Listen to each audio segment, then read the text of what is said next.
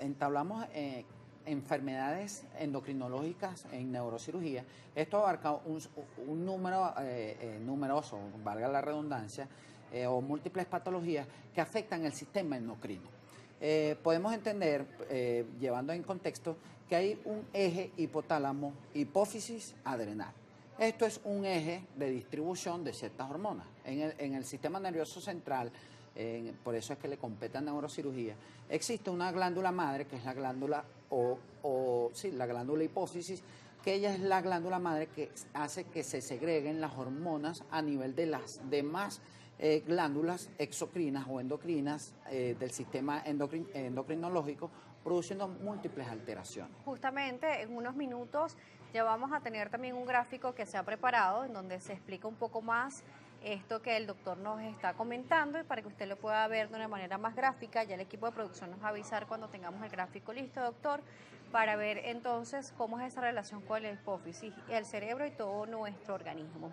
Vemos entonces algunas patologías, como es escaso el tiempo, vamos a hablar un poco sobre los pacientes que tienen, por ejemplo, ese aumento excesivo de tamaño, ese gigantismo, y además aquellos hombres que tienen también protuberancia no solamente en las mamas, sino que también, o en el área de las tetillas, sino también en el área de su estómago, en la parte circunferencia. Mira, bueno, Daniela, cuando hablamos de estas enfermedades, no es una enfermedad que solo compete a una especialidad. Sí. En este caso son enfermedades multidisciplinarias. ¿Qué quiere decir enfermedades multidisciplinarias? Que no solamente abarcan a un especialista, sino que abarcan a múltiples. En este caso, el neurocirujano, el endocrinólogo, el otorrinolaringólogo, el oncólogo, porque posterior, o dependiendo eso se hace un balance, riesgo-beneficio, dependiendo de cuál sea el mejor abordaje para el paciente, si es tratamiento médico o tratamiento quirúrgico.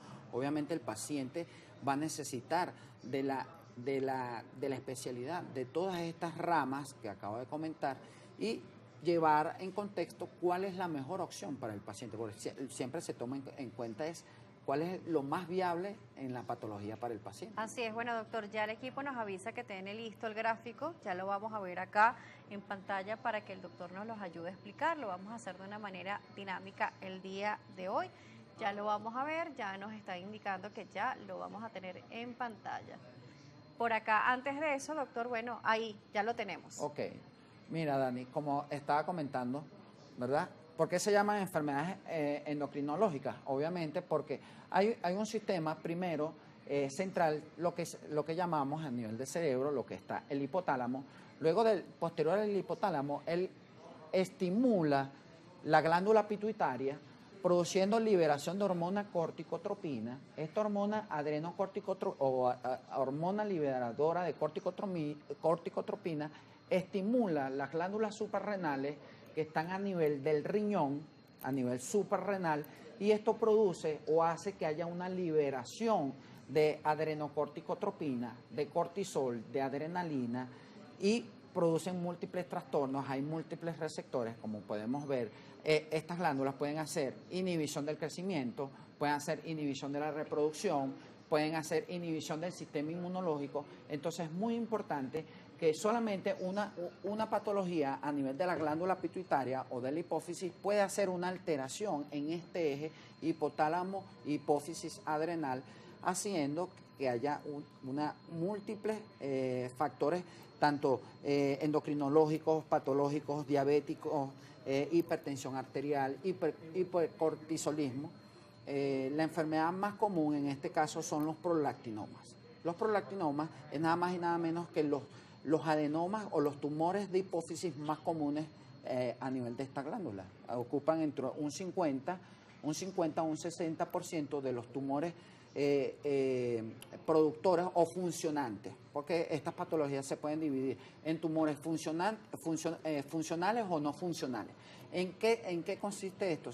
Cuando son funcionantes es que producen exceso de hormonas. Por el tamaño del tumor, comprimen y hace que se segreguen hormonas, en este caso células somatotropas, células corticotropas, células lactotropas, que hacen que la persona, tú lo acabas de mencionar, la ginecomastia en las mujeres, incluso cuando no están en lactancia, hacen que la mujer segregue leche, lo cual no es lo adecuado. En el hombre hace que se aumente la glándula mamaria, aumentando los pezones, aumentando sus pezones, y hace un tipo de deformidad, en este caso que incluso el paciente se deprime y hace que incluso vaya a psicología, a psiquiatría, como podemos ver en la pantalla, ginecomastia.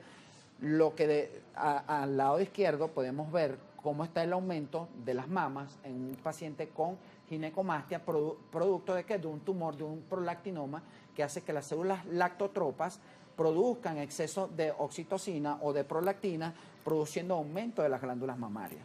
Y a tu derecha podemos ver, o a la derecha podemos ver cómo es el físico de una persona normal.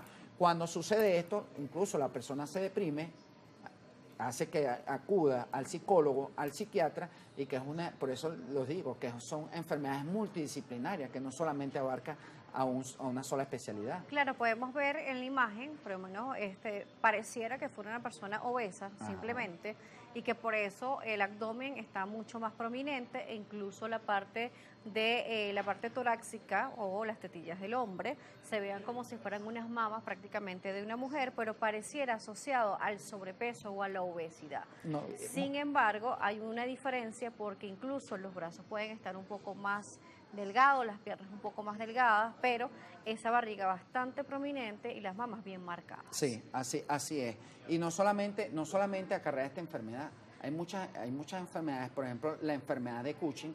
Esta enfermedad es debido, su epónimo en reconocimiento al padre de la neurocirugía en América, que fue un neurocirujano, Albert Cushing, quien lo descubrió, que era producto de un microadenoma hipofisario, una lesión. Cuando hablamos de microadenoma, es una lesión menos de 1 centímetro, o sea, quiere decir 10 milímetros, una lesión pequeña que está en la cara anterior de la hipófisis, ¿verdad?, que comprime y hace que se segregue o que haya una sobreproducción de hormona adrenocorticotropina, aumentando el cortisol y produciendo en el paciente algo que se llama enfermedad de Cushing, que si no se ataca a tiempo, la tasa de mortalidad es alta.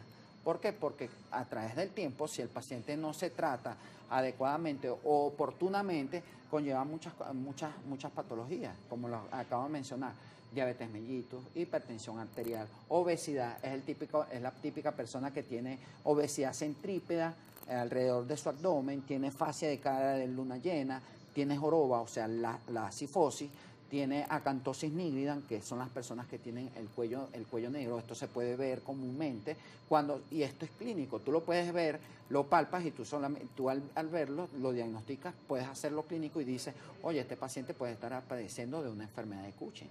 Y vamos a ver al regreso cómo se le da solución a ello, si es netamente, porque nos dice que es un equipo multidisciplinario. Entonces vamos a ver cuáles son esas soluciones de este equipo de diferentes especialidades médicas que se le va a dar solución a este paciente. Por acá aprovechamos y saludamos a María Alexandra Román, que nos saluda desde Sabaneta, Barinas. También nos están escribiendo